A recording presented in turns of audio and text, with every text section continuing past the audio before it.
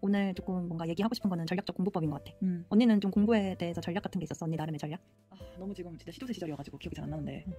근데 또 요즘 최신 경향이랑 너무 다르긴 해가지고 전략적 공부법이. 약간 최신에 맞게 공부할 필요성은 있는데 그 공부에 진짜 기본기는 항상 같은 것 같아. 언니 때나 지금 현재나 기본기는 좀 달라지지 않는 것 같지 않아? 1차 합격에 가장 도움이 된 공부 전략으로는 두 가지가 있는데 각각 유튜브 채널을 통해서 이런 전략을 세우게 됐어. 먼저 첫 번째로 소개해줄 거는 유기농이야. 언니 유기농 들어봤어? 그래서 이분은 제 의대생인데 진짜 의대생은 공부에 도가 튼 사람이잖아. 그래서 나는 공부를 하기 전에 공부법을 내가 어떻게 잡아야 할지 고민했을 때 공부에 이제 도가 튼 사람들을 찾아봤어. 그래서 예를 들면 의대생들 아니면 사법고시생들에 대한 이제 그런 걸 봤고 언니가 합격수기에서도 그런 얘기를 했었잖아. 공부 방법이 중요하다고. 그래서 그 언니 합격수기를 통해서 나는 내가 공부법을 잘 잡아야겠다라고 생각을 했던 것 같아. 먼저 유기농 채널에서는 이제 가장 중심이 되는 이야기가 시범법칙이거든. 근데 이 시범법칙이 이 유기농 이 의사분이 직접 이름을 붙인 건데 그냥 시험에 나오는 것을 반복적으로 공부하라고. 이것이 바로 공부의 이제 법칙으로 이제 그냥 이름을 붙인 거야. 사람들이 기억하기 쉽게. 그래서 나는 이 두 가지, 그러니까 시험에 나오는 것 그리고 반복적으로 공부 이렇게 두 가지를 잡고 공부를 했는데. 그래서 이제 시험에 나오는 것은 바로 기출이잖아. 그래서 사실 나도 처음에는 내가 처음에 이제 공부를 시작했을 때 이제 사상 앞에 그 소크라테스, 플라톤, 아리스토텔레스 이 페이지를 딱 펼치면서 뭐 이데아가 어쩌고저쩌고 뭐 문답법이 어쩌고저쩌고 이렇게 공부를 했거든 처음에. 이게 나였어. 개론서 첫 페이지를 보고 공부하는 자. 근데 이제 그게 아니라는 거야. 그래서 왜냐 그렇게 공부하는 거는 진짜 학문을 배우는 것이고 시험 공부는 합격하기 위해서 하는 공부잖아. 그래서 시험은 진짜 요령과 스킬이 있어야 되잖아. 그러니까 개론서 첫 페이지부터 공부하면 절대 시험장 들어갈 때까지 그 공부를 다 해서 들어갈 수 없다라는 거지. 기출부터 가야 되는구나 라고 생각을 했어. 그래서 기출을 먼저 분석을 하고 그 분석한 걸 토대로 시험에 가장 빈출되는 개념이 무엇인지 파악이 되니까 기본서를 볼 때 이게 중요도에 따라서 이제 입체적으로 보인다고 했는데 이게 무슨 말이냐면 책에 이렇게 있으면은 내용들이 쭉 있단 말이야. 그리고 항상 나는 그 영역별 기출문제집 있잖아. 영역별 기출문제집을 같이 이렇게 놓고 봤거든. 이게 영역별 기출문제집이야. 그러면 영역별 기출문제집에 보면은 기출을 하나를 가져와 볼까? 그래? 아니 나훈이가 보여주는 유아기의 사고의 특성 두 가지를 나타내는 용어 각각 쓰시오 이렇게 되어 있잖아. 그러면 여기 기출에서 나에서 나훈이가 보여주는 거 나훈이가 보여주는 바 유아기 사고 특성 두 가지지. 나훈이를 보니까는 숟가락을 마이크처럼 입에 댄 채라고 나와 있잖아. 숟가락을 마이크처럼 입에 댄 채. 이게 뭐겠어? 상징적 사고. 그리고 머리 위에 떨어졌는데 얘가 괜찮아? 호호 하고 불어주었어. 이게 뭘까? 너무 오래돼서 기억도 안 나네. 인형이 마치 살아있는 거라고 생각하는 거. 물안론적 사고. 이건 떠올랐다. 물안론적 사고. 자 그러면은 이 기출에서는 전조잡기 유아의 사고 특성. 전조잡기 유아의 사고 특성에서 상징적 사고랑 물안론적 사고가 나온 거잖아. 그치? 그러면은 이거를 기본서로 돌아가면은 여기에는 이제 아까 기출에서 보여줬던 것처럼 나훈이가 어쩌저쩌고 호호 불어주었고 어쩌저쩌고 이렇게 써있을 거 아니야. 그리고 여기에서 상징적 사고, 물안론적 사고, 전조잡기 유아의 사고 특성 페이지, 그러니까 발달에서 전조잡기 유아의 사고 특성에서 상징적 사고와 물안론적 사고 여기서 출제가 됐잖아. 그러면은 기출은 항상 나는 핑크색으로 했어. 그래서 핑크색으로 이렇게 칠해. 물안론적 사고에도 칠해. 그 다음에 아까 기출이 언니가 시험 봤던 15년도였지. 그러면은 별표치고 2015 기출, 별표치고 2015 기출 이렇게 써놓는 거야. 근데 상징적 사고가 2015년도에만 나왔을까? 아니란 말이야. 계속 누적되어 있단 말이야. 2015 뭐 예를 들면 2016에도 나오고 뭐 2019년도 출시에도 나오고 뭐 예를 들면 이렇게 돼. 그러면 책에 계속 이런 게 누적으로 기록이 되잖아. 기출 분석을 하면서. 그래서 기출 분석을 하면서 기출을 기본서에 표시하면서 다른 거는 다 별로 중요하지 않구나. 근데 이거 중요하구나. 이거 근데 더 중요하구나. 이거 더 많이 나왔구나. 이렇게 입체적으로 보인다는 거야. 중요한 거는 더 크게 보이고 별로 중요하지 않는 부분들은 그냥 잘 보이지 않게끔 입체적으로 이렇게 기출 분석을 했었던 것 같아. 나 그거 보니까 약간 또 팁이 생각났는데 모든 단계들이 유아 발달 단계들이 영유아부터 쭉 나오잖아. 근데 이제 우리가 유치원 교사니까 시험을 보는 거 만 3세에서 5세니까 딱 그 단계에는 정말 위주로 시험이 나오니까 맞아. 그 단계를 기본적으로 답을 쓸 수 있을 정도로 그게 진짜 우리가 학문을 공부하는 게 아니고 시험을 뽑는 게 유치원 교사를 뽑는 거니까 그에 맞게 공부하는 것도 중요한 것 같아. 그래 나도 그거 이번에는 출제됐는지 모르겠는데 언어교육하면 총체적 언어접근법, 균형적 언어접근법 또 한 가지가 뭐였지? 총체 균형, 그다음에 다른 중심, 그다음에 언어 경험. 언어 경험도 있구나. 근데 이거는 항상 시험에 출제됐었던 것 같은데 너 때도 나왔어? 그러니까 나는 이거를 공부할 때 다른 중심 교육 접근법이 나왔을 때는 그 다음에는 또 다른 교육 접근법이 나오기도 하고 하니까 이렇게 시험의 유형을 이렇게 뭔가 분석할 때 좀 이제 만약에 이번에 다른 중심 언어 접근법이 나왔다 하면 다음에 균형이나 뭐 다른 뭐 언어 경험 이런 거 나올 가능성이 좀 더 높으니까 그런 것들에 대해서도 조금 예상하고 시험을 준비했었던 것 같아. 좀 더 열심히 공부하고. 물론 다 내용민들은 다 물론 다 잘 암기하고 숙지는 해놔야겠지만 내가 약간 출제자가 돼서 이거는 다음 년도 요거 나지 않을까 약간 조금 예상을 하면서 공부하면 확실히 공부 방법이 조금 다른 것 같은 생각이 들었어. 맞아. 초소 때는 딱 기출 분석만 했어. 사실 기출 분석만 했는데 재수 때는 이제 서술형을 뭔가 대비하고 싶은 거야. 왜냐면은 과거 기출은 솔직히 아까도 우리가 이 나훈이가 보여주는 유아기 사고 특성을 보면은 용어를 쓰라고 하잖아. 근데 이제는 용어를 쓰라고 하지 않고 용어와 그 사례와 연결지어서 설명하라고 하거든. 설명하거나 그 이유를 서술하라고 하거든. 그러니까 이런 서술형을 뭔가 대비하고 싶은 거야. 그래서 내가 서술형 목록을 만들었어. 그래서 그거를 잠깐 보여주면 여기서 10번이랑 11번 문제를 보면은 겨우니가 보여주는 유아기 사고 특성을 사례와 관련지어 설명하기라고 내가 바꿨지. 좀 더 어렵게 됐구나. 완전히 어렵게. 좀 더 심화되게 기출을 조금 더 심화되게. 왜냐면 이거는 처음에는 여기 뭐가 이렇게 내가 뭐를 계속 적어놨나. 근데 어쨌든 다시 돌아와서 설명을 하면 겨우니가 보여주는 유아기 사고 특성을 나타내는 용어 한 가지만 쓰면 되는 시험이었어. 하지만 2019 추시부터는 아니 근데 1을 보여준 사에서 가에서 찾아 서술하시오까지는 있어. 아니 근데 1번 문제 자체가 어쨌든 단답형인데 우리는 1번, 2번이 다 이제 서술이란 말이야. 1번도 서술이 되고 2번도 서술이 되는 문제여야 된단 말이야. 그리고 1을 보여주는 상황을 찾아서 이제 서술하라고 하는 문제. 이게 이제 좀 비슷한 요즘식인 거지. 요즘식. 그리고 봐봐 찾아서 서술하라고 했잖아. 보여주는 상황을. 근데 이제는 보여주는 상황을 서술하라고 하지 않아. 서술하는데 그 이유를 함께 그 이유까지 함께 서술해야 돼. 굉장히 심화됐다. 그러니까 문제가 15년도와 비교했을 때 15년도의 일정과 지금 현재 일정은 다르다. 그러네. 15년도의 일정은 뭔가 하나의 정답만 요구하면 잠깐 겨우니가 뭘 보여주는 거지 지금? 겨우니가 이게 전환적 추론을 보여주고 있는 건데 전환적 추론을 하나만 쓰면 되는 게 전환적 추론만 쓰면 1점인데 전환적 추론이 아니라 전환적 추론의 정의와 왜 전환적 추론에 해당이 되는지까지 서술하는 거지. 이게 1점인 거야. 그러니까 1점의 그 비중이 좀 다르네. 질이 달라진 거야. 질이 다르네. 그러니까 이런 걸 대비하기 위해서는 어쩔 수 없이 기출 분석에서만 끝내는 것이 아니라 좀 더 심화되게 기출 서술형까지 문제를 따로 만들고 심지어 거기 따로 만들고 하는 거에서 그치면 안 되고 그걸 그냥 매일매일 달달달 외워야 되는 거야. 툭 치면 나오게. 너도 선택하면서 많이 암기했다 그래서 나는 이거를 이 기출 서술형을 이건 이제 합격자 선생님이 알려준 이제 비법 중에 하나인데 이렇게 3명의 사람과 그러니까 3명의 사람이라고 할 수도 있지만 3개의 스터디라고 할 수도 있고 어쨌든 이렇게 3개의 스터디가 진도가 한 주차씩 밀리면서 돌아가게끔 했어. 그러니까 뭐 예를 들면 1주차에는 1주차 스터디 선생님들이랑 기출 사상을 돌렸어. 그러니까 사상을 어떤 식으로 돌렸어? 문답식으로? 그냥 돌렸다는 말이 어떤 식으로 돌렸는지 궁금할 것 같아. 그럼 막 예를 들면 돌렸다라는 말은 내가 뭐 스터디원이 몇 명이냐에 따라서 다른데 그냥 스터디원이 2명이라고 생각을 해볼게. 언니랑 나랑 하는 거야. 그럼 우리가 10분을 재. 10분 동안 내가 10분 동안 말을 하는데 언니는 그냥 듣고만 있는 거야. 그럼 너가 이제 이거를 안 보고 지금 이걸 보고 이걸 보고 네가 그 답을 이제 얘기하는 거야? 내가 지금 좀 많이 까먹어서 말을 못할 수도 있는데 예를 들면 카두시내 아동복지 사업이 해당하는 서비스 유형과 정의라고 했잖아. 그러면은 카두시내 먼저 아동복지 사업 서비스가 3가지잖아. 뭐 대리적 서비스가 있고 지지적 서비스가 있고 보충적 서비스가 있거든. 이 서비스의 유형이 있고 이것의 각각의 정의는 그 지지적 서비스는 그 원 가족이 제 역할을 수행할 수 있도록 아동과 가족이 제 역할을 수행할 수 있도록 이제 그렇게 지원하는 서비스를 말했던 이렇게 거고. 네가 2012년도 카두시내 아동복지 사업에 해당하는 서비스와 유형과 정의를 네가 문제를 읽고 네가 스스로 답하는 거 이게 그렇게 돌린다는 의미인 거구나. 10분 동안 그래도 그 강대표 선생님도 요 아동복지 서비스와 관련된 뭐 그 선생님의 내용 똑같은 거로 돌리는 거야? 아니야 들어봐. 그래서 지지적 서비스 얘기고 대리적 서비스는 이제 원 가정이 완전히 해체됐을 경우에 기관이나 다른 이제 위탁 시설로 해서 하는 것이 이제 뭐뭐이다 하고 이렇게 정의들이 다 있잖아. 내가 이걸 다 정의를 얘기해. 근데 나도 지금 말을 못하는 정의가 있으면 듣는 사람이 체크를 해주는 거야. 어느 부분이 뭔가 잘못됐다는 거 체크는 해주지만 잠깐만요 이거 잘못됐어요라고 절대 끼어들진 않고 이 10분은 온전히 나만 쓰는 거야. 그러니까 난 솔직히 이 10분은 어떻게 쓰고 싶어? 10분 안에 내가 최대한 많이 말하고 싶지. 내가 최대한 많이 인출하고 싶으니까 진짜 빨리 말하는 거야. 그래서 만약에 이제 지금 여기서 그렇게 솔직히 정의만 하는 것이 아니라 실제 사례는 이렇게 나오거든. 가사 조력 사업이 뭐냐? 가사를 조력하는 사업이 뭐냐? 여기서 뭐에 해당되느냐를 알아야 되거든. 입양 사업이 뭐에 해당되는 거냐? 입양 사업은 당연히 대리겠지. 유아 및 부모 상담은 지지적 서비스겠지. 보육 사업은 보충적 서비스. 가사 조력 사실 보충적 서비스인 것 같거든. 지금 좀 기억이 희미한데. 그리고 보건복지부는 드림스타트, 교육부는 교육복지 우선 지원 사업을 실시하였다 하고 그냥 넘어가는 거야. 그리고 문서 명칭을 말하래. 국제연합이 세계인권 이거는 그거 아동권리 협약인 것 같은데 아동권리 협약에서 4대 원칙.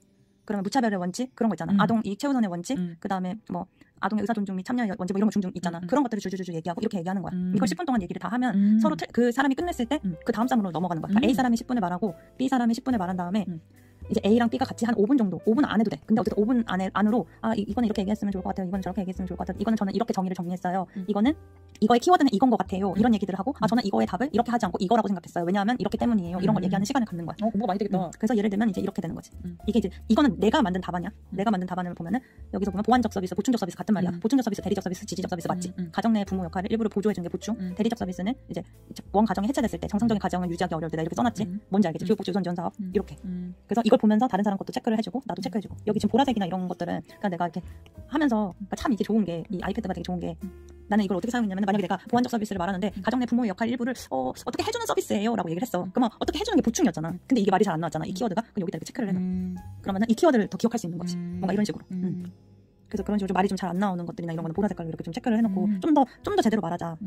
그래서 어쨌든 그 돌렸다라는 의미는 알겠어? 이제 알겠어. 괜찮은 방법인 것 같아. 그래서 정리하자면은 내가 처음에 다시 조금 내용을 좀 정리해보자면 기출 분석을 아까 했던 거를 보여줬었고 그리고 기출 분석으로만 이제는 지금 이런 시험으로는 대비할 수 없다. 그러니까 2019 이후 2019 출시 이후 시험은 대비하기가 어려워졌어. 기출 분석만으로는. 그래서 기출 이제 서술형을 대비하는 것이 필요했고 그래서 내가 만들었던 것들이 기출 서술형 답안을 이제 그러니까 서술형 그 문제를 내가 다 만들었었고 그거에 대한 답안을 작성하는 식으로. 근데 이거를 꼭 다 작성을 해봐야 돼. 왜냐면은 기출은 답이 갈리는 부분도 있고 이제 답이 갈린단 말이야. 그리고 기출 내용이 되게 쉽잖아. 그거 되게 서술형으로 다 바꿔봐야 돼. 다 바꿔서 내가 답을 할 수 있어야 돼. 이렇게 조금 단답형은 서술식으로 바꿔주는 거. 요즘 시험 경향으로 바꿔주는 게 필요했고 그리고 이런 거를 이제 그냥 기출 서술형을 만들고 그 서술형을 한번 풀어보는 것에서 끝나는 게 아니라 완전히 입에 붙이도록 달달 외워야 되는데 그 방법으로는 스터디를 3개를 돌려. 똑같은 내용을. 이때 여기 1주차에 사상을 했으면 2주차에 사상을 하고 3주차에 사상을 하는 거야. 첫 주차에는 사상만 돌리는데 한 스터디에서 사상만 돌리는데 두 번째 스터디에서는 발달을 돌리고 놀이를 돌리잖아. 1주차가 이렇게 돌아가잖아. 그럼 2주차는 이때 사상을 하고 발달을 하고 3주차 스터디에는 이때 사상을 하고. 그치? 그러면은 1주차 때는 사상만 하지만 2주차 때는 1, 2 스터디에서 발달과 사상 두 개를 동시에 하게 되고 1, 2, 3 스터디에서 놀이, 발달, 사상을 동시에 하게 되지. 계속 누적시켜야 돼. 누적시키면서 가야 돼. 그래야지 사상을 까먹지 않아. 놀이를 할 때 사상을 까먹지 않아. 발달을 할 때 사상을 까먹지 않고 이렇게. 그래서 나도 이런 주기를 타면서 공부를 했어. 아니 넌 이걸 이용했다며. 에빈 플랜드 플래너. 한번 보여줄 수 있어? 여기가 1일차지. 1일차에 내가 공부를 뭘로 잡았어? 신체 운동 건강. 보이나 여기? 신체 운동 건강을 잡았지. 1일차에 신체 운동 건강을 나는 중심적으로 공부를 한 거야. 그걸 기억해? 근데 나 궁금한 게 이건 뭐야? 아 시간이야? 시간. 공부했던 시간을 했는데 이때 대박 5시간 57분밖에 공부 안 했어. 대박이지. 이때 슬럼프였나 봐. 그리고 2일차에는 내가 신체 운동 건강 공부했지. 그러면은 여기 이제 밑에 보면 리뷰 체크가 있어. 이건 앞에 거는 내가 앞에 플래너를 썼을 경우에만 보는 거고 나는 지금 이 플래너를 처음 보는 거잖아. 그러니까 이거는 무시해도 돼. 근데 여기 뭐라고 써있냐면 여기 1이라고 돼 있지. 그러니까 2일차 때 1일차를 하나 복습하라는 거야. 그럼 나 뭐 복습해야 되겠어? 신체 운동 건강. 신체 운동 건강 복습하면 돼. 어제 했던 내용. 근데 오늘도 신체 운동 건강이지. 왜 이러게? 내가 한 주차 공부 자체를 신체 운동 건강으로 잡았기 때문이야. 한 주 동안 신체 운동 건강만 하는 거야. 건강이라는 거야. 근데 여기 보면은 3일차에는 뭐를 복습해? 2일차 거를 복습하라는 거야. 그리고 4일차 때는 1일차 거랑 3일차 거를 복습하라는 거야. 뭔지 알겠지? 그래서 이렇게 계속 돌아갔나 보면은 그러니까 이때 초반에는 어차피 계속 한 주 동안 진도가 갔기 때문에 이 복습 그거에 대해서 체크는 굳이 엄청 하진 않았거든. 후반에 갈수록 이제 미친 듯이 복습을 하는 거지. 그러면 69일차에는 9일차 거, 39일차 거, 54일차 거, 62일차 거, 88일차 거, 68일차 거를 돌아가서 복습을 하는 거야. 그 70일에는 10일차 거, 40일차 거, 55일차 거, 63일차 거, 67일차 거, 69일차 거 이렇게 돌아가서 하는 거야. 돌아가서 이게 뭐 했지? 이거네 이렇게 돌아가가지고 이때 이거네. 그러니까 그날 메인 공부지. 공부는 너무 많이 했고 그 중에서 메인으로 복습해야 될 공부를 항상 앞에다 적어놓고 돌아가면서 하는데 초반에는 솔직히 에빙 플래너를 엄청 쓰면서 하진 않았지만 후반 갈수록 엄청 계속 복습 그 표시를 이때는 많이 못했네. 어쨌든 이렇게 하고 이런 식으로 조금 이해가 되니? 그래서 에빙 플래너 복습을 그렇게 했던 것 같아. 그래서 여기 이제 뭐 에빙 플래너 내가 설명했는데 그래서 시반 법칙 어쨌든 공부하자면은 기출을 분석해서 기출지 개념 중심으로 공부를 하고 망각 곡선을 이용해서 주기적으로 복습하는 거. 에빙 플래너 활용해서 또는 주차별로 계속 누적식으로 복습하는 방법으로 하는 게 나의 하나의 전략이었던 거지. 괜찮은 것 같아. 그 다음에 두 번째 전략. 뭔가 엄청 길게 설명했지만 이제 두 번째 전략이 됐네. 이거는 이제 전효진 강사. 내가 너무 정말 존경하는 분인데 정말 공부에 도가 트신 분. 그냥 일상 공부 생활 습관에 대해서도 그러니까 불피법 최신 버전인 사람인 거고 이분의 딱 공부 딱 전략은 압축 단거나 회독법이라고 내 이름 그냥 붙였거든. 뭐냐면은 이분이 얘기하는 공부법은 이런 거야. 1회독은 2회독을 하기 위한 실력을 쌓는 과정이니까 막 1회독 할 때 막 완전히 시험장 들어갈 것처럼 꼼꼼히 하는 게 아니라 그냥 2회독을 하기 위한 실력을 쌓는 과정이라고 생각하는 거야. 그러니까 1회독은 사실 이제 엄청 100을 다 들여서 공부는 안 하는 거지. 약간 이해가 안 되면 그냥 넘어가도 돼. 왜냐면 2회독 때 만나면 되니까. 약간 이런 식으로. 그래서 기본서를 먼저 보고 그 다음에 기출 분석을 하고 문풀 모고를 하는데 회독 속도를 만약 그냥 회독 속도가 뭔가 있다고 하면 이건 내가 그냥 만든 건데 1배속으로 한다고 생각하면 돼. 그러면 이때 기출을 봤지. 문풀 모고를 풀었잖아. 그럼 1회독 때는 처음 회독하니까 문풀 모고가 만약에 몇 개가 만약 틀렸을까? 엄청 많이 틀렸겠지. 그치. 왜냐면 내가 재수라고 할지라도 나는 1년을 쉬었잖아. 그치. 엄청 많이 틀렸으니까 이때는 뭐 오답이 장난이 아닌 거야. 오답이 엄청 많아. 그러면 예를 들면 오답이 그냥 100개라고 치자. 오답이 100개야. 그러면은 2회독 때는 뭘 해야 될까? 2회독 때는 그 오답을 위주로 맞아. 내가 아는 거를 공부할 필요가 없지. 그치. 그래서 맞은 거는 그냥 다 넘기고 이 오답 100개를 다 수렴시키는 거야. 기본서에 체크를 해. 그리고 문풀 모고를 풀 때 뭐만 풀어? 오답 100개만 푸는 거야. 오답 100개. 그치. 그러면은 이때 오답 100개를 풀었을 때 내가 몇 개나 맞을 수 있을까? 50개? 맞아. 아니야 그런 거 아니야. 그치. 50개도 뭐 되겠지만 뭐 한 나는 60개인 것 같아. 오답이 60개가 남을 거야. 그래도 60개는 또 틀려. 그치. 왜냐면 뭐 암기를 못해서 사례를 잘못 읽어서 적용이 안 돼서 문제를 잘못 읽어서 여러 가지 이유로 오답이 60개 정도가 나올 거야. 그러면은 어떻게 한다? 이거를 기본서에 또 표시해. 기본서에 표시할 때는 조금 더 이제 표시를 해야 되겠지. 왜냐면 2번 틀렸잖아. 그러니까 조금 더 표시를 하는 거야. 이거 뭐 암기 못한 거 어쩌죠 이렇게 다 표시를 하는 거야. 그리고 문풀 모고는 몇 개만 푸는 거야? 60개만 푸는 거야. 60개만 풀었을 때 어떻게 될까? 또 뭐 30개 남겠지? 30개 정도는 남을 거야. 30개 또 틀렸을 거야. 그럼 30개를 또 기본서에다 체크하는데 이때는 이제 기본서가 난리가 나는 거지. 별표가 여러 개고 막 야 왜 그러냐 이러면서 막 정신 차려 막 이런 거 적혀있을 거야. 왜냐면 너무 많이 틀렸으니까. 그래 너는 근데 암기법에서 얘기해줬을 때처럼 뭔가 네가 틀리거나 그럴 때 거기 표시도 하고 뭐 너의 그런 감정들도 같이 적는 거였으니까. 그거 기본서에다 적고 문풀 모고에도 표시를 이렇게 한다고 했잖아. 이렇게. 그럼 이때 네 번 틀렸으니까 4개가 되고 n회독이니까 계속 회독하면 할수록 이게 늘어날 수도 있고 맞춰가지고 이렇게 줄어들 수도 있는 거지.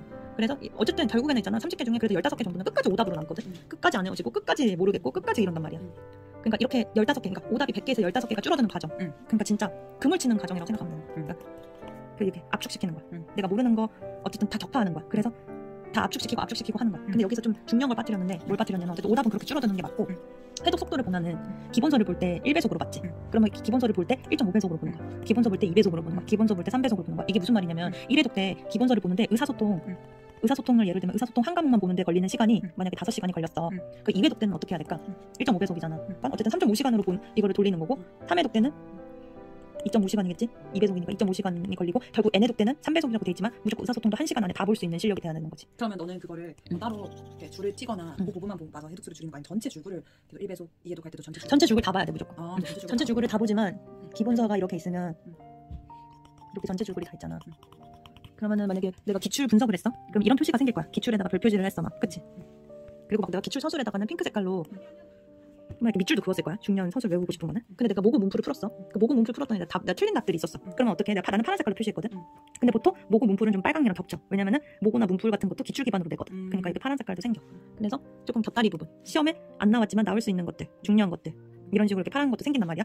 그러면 회독을 하잖아.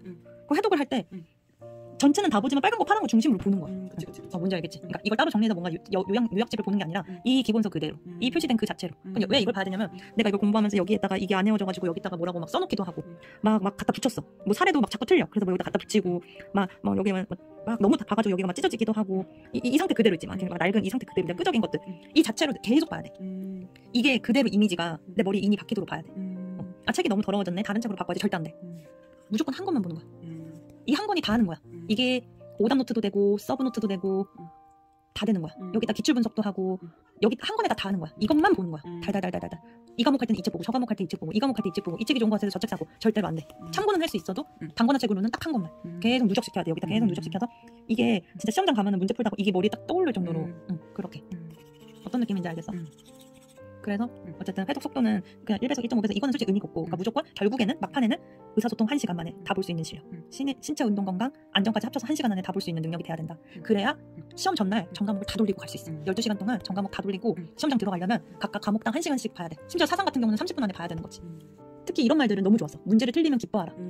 막 틀린다고 막 죽쓰고 힘들어할 필요가 없다는 거야. 왜냐면 틀리면 좋은 거야. 안 틀릴 수 있으니까. 그리고 여기 아주 중요한 얘기인데 전반적으로 돌리라고 하잖아. 이게 되게 중요한 게 뭐냐면은 늘어지면 안 돼. 발달이 되게 문제가 많아서 발달을 풀다가 보니까 한 2주가 걸릴 것 같아. 그럼 그냥 거기서 끝내는 거야. 1주까지만 하고 그냥 끝내는 거야. 그다음 놀이로 바로 넘어가는 거야. 뭔지 알겠지? 왜냐면 시험은 발달만 내지 않아. 그 발달이 그렇게 중요하지도 않아. 그러니까 중요하긴 하지만 어쨌든 강론이 더 중요하잖아. 그러니까 그런 것처럼 뭐 의사소통이 아무리 중요하다 해도 의사소통이 2페이지 이상을 넘게 안 나오잖아. 그러니까 시험은 무조건 전반적으로 돌려야 돼. 그러니까 의사소통이 내가 어렵다고 의사소통만 붙들고 있으면 안 돼. 자연탐구가 어렵다고 자연탐구만 붙들면 안 돼. 왜냐면 자연탐구는 어쨌든 한 바닥 두 바닥이 나올 수 있어도 세 바닥 이상은 나올 수도 있겠구나. 세 바닥 이상이 나올 때도 있었지만 어쨌든 그 이상은 안 나오잖아. 그러니까 전반적으로 돌려야 되고 3회독 암기가 안 되면 커버 쳤다고 생각하고 넘어가기 너무 중요해. 왠지 안 되면 거기서 전전긍긍 할 게 아니고 그냥 넘어가는 거야. 왜냐면 4회독 때 다시 보면 돼. 다음 회독 때 다시 암기할 수 있으니까. 회독 때 다 못 보면 그냥 넘어가야 된다. 왜냐? 시험은 전 과목에서 나오니까. 내가 못 본 그 과목에서만 나오는 게 아니라 전 과목에서 나오는 거니까. 그래서 시험 전날에 연습하는 거야. 시험 전날에 내가 의사소통 공부하다가 다 못 봤어. 의사소통을. 그럼 어떻게 해야 돼? 시험 전날이야. 사회관계 넘어가야 되는 거야. 그걸 연습하는 거야. 다 못 보면 못 본 채로 시험장에 가야 되니까 다 못 보면 그냥 넘어가는 연습을 하면서 어떻게든 다 보는 연습을 하는 거야. 만약에 내가 10분밖에 안 남았어. 그럼 어떻게든 10분 안에 의사소통을 다 보는 연습을 하는 거야. 눈으로 막 찍어 보던지 간에. 그리고 2주 동안 전 과목 돌리기를 반복한다. 이거는 뭐냐면은 역순으로 계획을 짜는 거야. 이날이 시험 날이야. 그러면 시험 조금 더 위쪽으로 써. 시험 전날에 하루 만에 전 과목 다 돌리는 거야. 시험 3일 전에 이틀 만에 전 과목 다 돌리는 거야. 3일 만에 전 과목 다 돌리는 거야. 5일 만에 전 과목 다 돌려. 일주일 만에 전 과목 다 돌려. 2주 안에 전 과목 다 돌려. 2주 안에 전 과목 다 돌려. 이걸 계속 그 앞에다가 계속 만들어서 2주씩 전 과목을 계속 돌리다가 1주, 5일, 3일, 2일 이러고 시험장 들어가는 거야. 그러니까 이게 완전 압축하면서 뭔지 알지? 압축하면서 막 그물치기 하면서 이제 완전 소용돌이처럼. 이렇게 몰아치지 않으면 암기가 전 과목에 대한 암기가 안 살아있어. 이렇게 몰아치면서 계속 전 과목을 돌려야 돼. 변수가 내 인생에 오지 않도록 한다. 이거 언니가 잘하는 공부법이잖아. 언니 핸드폰 안 가지고 다니지 않았어? 그러니까 나는 핸드폰을 너무 좋아하니까 내가 너무 좋아하는 내 자신이 너무 잘하니까 핸드폰을 이제 난 대학교 도서관에서 공부했을 텐데 집까지 오는 데는 1시간 걸린단 말이야. 그러니까 핸드폰을 항상 다 끄고 있다가 그래서 핸드폰 오는 그때가 딱 사춘 시간에 이제 카카오톡을 깔고 보고 확인하고 뭐 잠깐 확인하고 끄고 그리고 항상 내가 너무 이제 평상시에는 내가 친구들한테 먼저 말 걸고 막 하는 스타일인데 시험 때는 말을 걸면 답이 오잖아. 그거 기다리게 되잖아. 그러니까 내가 먼저 연락하지 말자. 답이 오면 뭐 친구 연락이 오면 이제 그때 잠깐 얘기를 하지. 그래도 시험 공부를 하는 걸 하면 사람들이 연락도 잘 안 하더라고. 그렇게 하면서 이제 친구들의 관계에서 오는 뭐 스트레스나 아니면 또는 어떤 뭐 만나자는 연락이나 이런 것들이 생기면 또 가야 되니까. 그래도 다들 이해는 해주더라고. 또 붙어서 만나면 또 서로 좋지 뭐. 그거야. 변수가 내 인생에 오지 않도록 하는 거. 그런 게 다 변수가 될 수 있잖아. 친구의 연락이나 이런 것들이 공부에 대한 마음을 흐트러지게 할 수 있기 때문에 뭐 친구가 뭐 공부의 도구는 아니지만 어쨌든 뭐 친구든 뭐든 간에 변수가 오지 않도록 항상 루틴하게 생활하고 휴대폰 끄고 이렇게 지내라는 조언도 있었고 그 다음에 슬럼프를 2부 전진을 위한 1부 후퇴로 삼으라고 그런 조언이 있었는데 되게 좋았어 나는. 그러니까 슬럼프는 열심히 하는 사람한테 온다고 하거든. 슬럼프가 올 때 나 왜 이렇게 바보 같냐 나 진짜 큰일 났다 이렇게 생각 안 했어. 나 진짜 열심히 달렸구나. 그래서 지쳐서 더 이상 달릴 힘이 없구나. 이렇게 생각하고 그냥 쉬었어. 쉬고 다시 계획을 다시 짜는 거야. 계획을 다시 짤 때 아 이거 계획이 1, 2, 3, 4, 5, 6 이렇게 계획을 짰어. 근데 내가 3일날 내가 완전 슬럼프야. 못했어. 그럼 어떻게 해야 될까?